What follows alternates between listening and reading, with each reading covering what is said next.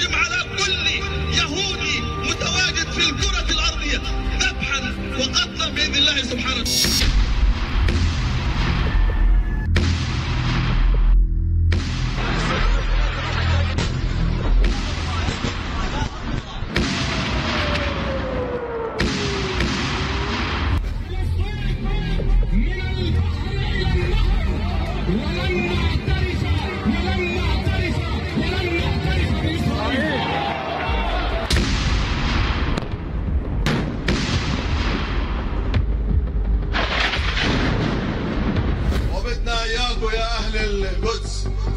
بالسكاكين امعطوا رقاب اليهود كلها يتقف على العرق من هان.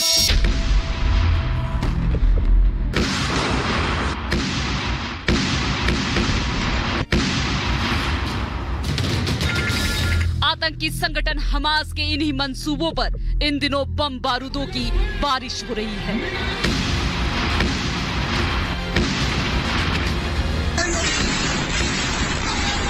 Israel की दागे rocket आतंकवादियों की इसी सोच के चिथड़े उड़ा रहे हैं।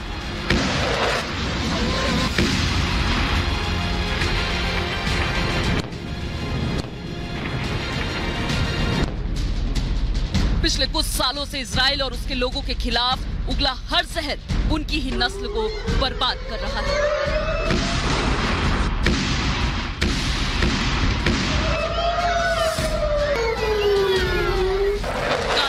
हमास के आतंकियों और लड़ाकों को छिपने के लिए एक अदद महफूज ठिकाना नहीं मिल पा रहा है।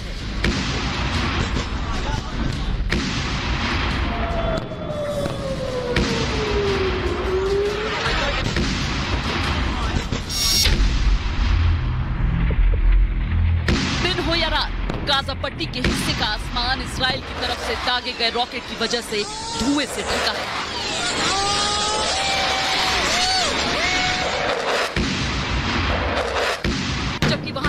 में सिर्फ बारूद की गंध है।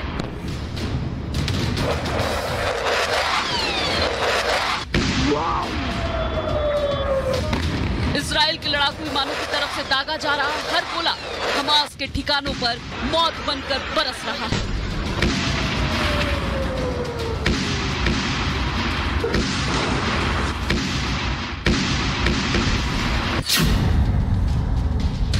जिसमें वो सुरंगें भी नहीं बच पा रही हैं, जिनका इस्तेमाल हमास के आतंकी रॉकेट छिपाने और हथियार लाने ले जाने के लिए करते थे।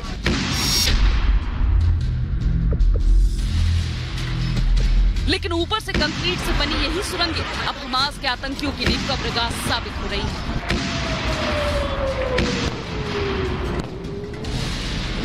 जब इजराइल के लड़ाकू विमानों ने 15 किलोमीटर लंबी सुरंग को निशाना बना दिया,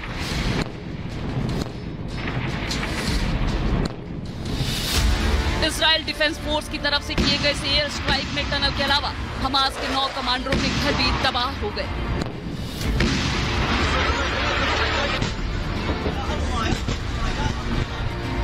जिनमें हमास का कमांडर हुसाम अबू हरमीद मार भी गिराया गया, जो पिछले 15 सालों से इजरायली नागरिकों के खिलाफ हुए कई आतंकी हमलों के लिए जिम्मेदार है।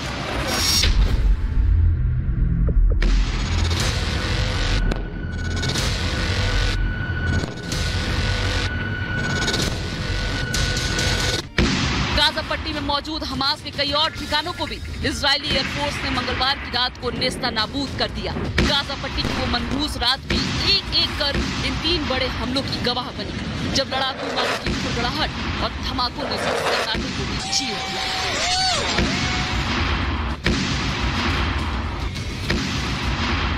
10 मई से शुरू हुए इस खूनी युद्ध